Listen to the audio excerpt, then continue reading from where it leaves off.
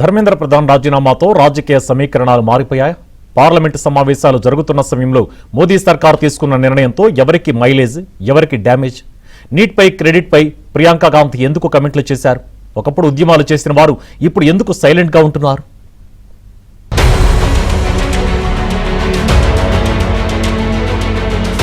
దేశ రాజకీయాల్లో గత 10 రోజులుగా ఢిల్లీలో కాక్రోచ్ జనతా పార్టీ చేస్తున్న ఉద్యమానికి ఎండ్ కార్డ్ పడింది. కేంద్ర విద్యాశాఖ మంత్రి ధర్మేంద్ర ప్రధాన్ రాజీనామాతో రాజకీయ సమీకరణాలు ఒక్కసారిగా మారిపోయాయి. పార్లమెంట్ను స్తంభింపజేసిన నీట్ వివాదానికి కేంద్రం ఊహించని పరిష్కారం చూపిందనే చర్చ జోరందుకుంది. దేశవ్యాప్తంగా విద్యార్థి సంఘాలు చేపట్టిన ఆందోళనలు, సీజేపీ చేపట్టిన నిరసనలకు కాంగ్రెస్ పార్టీతో సహా పలు రాజకీయ పార్టీలు మద్దతివ్వటం, పార్లమెంట్లో అధికార ప్రతిపక్షాల మధ్య తీవ్ర ప్రతిష్టంభన, ఇలా దేశ రాజకీయాలు ఒక్కసారిగా వేడెక్కాయి. ఈ పరిణామాల మధ్య కేంద్రం కీలక నిర్ణయం తీసుకుంది. కేంద్ర విద్యాశాఖ మంత్రి ధర్మేంద్ర ప్రధాన్ రాజీనామా చేయడం ద్వారా ప్రతిపక్షాలకు ఊహించని ట్విస్ట్ ఇచ్చింది మోదీ సర్కార్.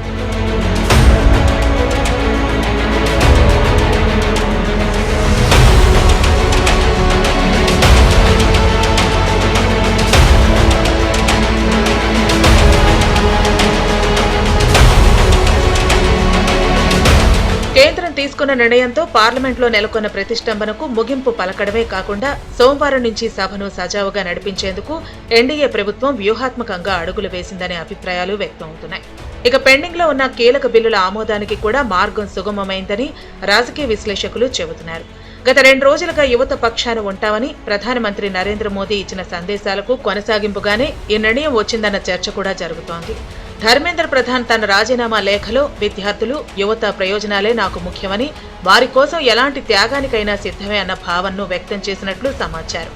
దీంతో కేంద్రం ఎలాంటి భేషజాలకు పోవటం లేదనే సంకేతాన్ని కూడా ఇచ్చిందని రాజకీయ నాయకులు విశ్లేషిస్తున్నారు.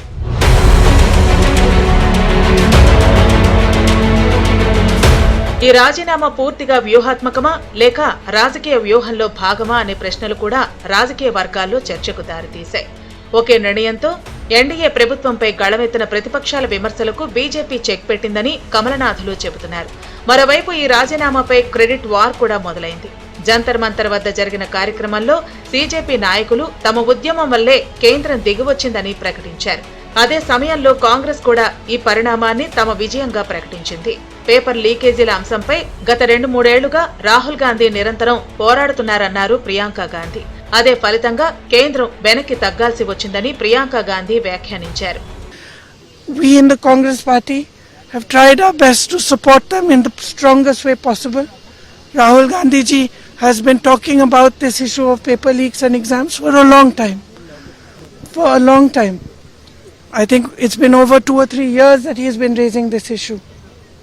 So I think that I want to compliment him as well, because he has raised this issue and he has got the rest of us in the party, the NSUI, the Youth Congress, to not only support the students but to create a movement all across the country for the rights of students, for the reform of our education system. Dharmendra Pradhan రాజీనామా కేంద్రం వ్యూహాత్మక నిర్ణయమా లేక ప్రతిపక్షాలు, విద్యార్థుల ఒత్తిడికి ఫలితమా అనే చర్చ ఇప్పుడు దేశవ్యాప్తంగా హాట్ టాపిక్ గా మారింది. ఈ పరిణామాల ప్రభావం పార్లమెంటు సమావేశాలపై అలాగే రాబోయే రాజకీయాలపై ఎలా ఉంటుందన్నది ఆసక్తికరంగా మారింది. ధర్మేంద్ర ప్రధాన్తో రాజీనామా చేయించడం వివాదానికి ముగింపు పలికే ప్రయత్నమే అన్నది తెలియాలి అంటే కొన్ని రోజులు ఆగాల్సిందే.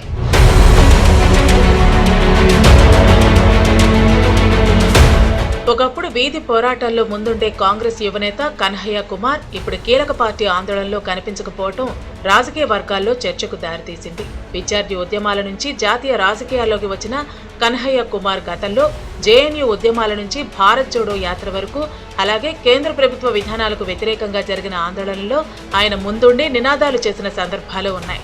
కాంగ్రెస్ చేపట్టిన గత నిరసనల్లో కూడా ఆయన పాల్గొని పోలీసుల అదుపులోకి వెళ్లిన ఘటనలు నమోదయ్యాయి. ఇలాంటి నేపథ్యంలో తాజా ధర్నాలో ఆయన కనిపించకపోవటం రాజకీయంగా చర్చనీయాంశంగా మారింది.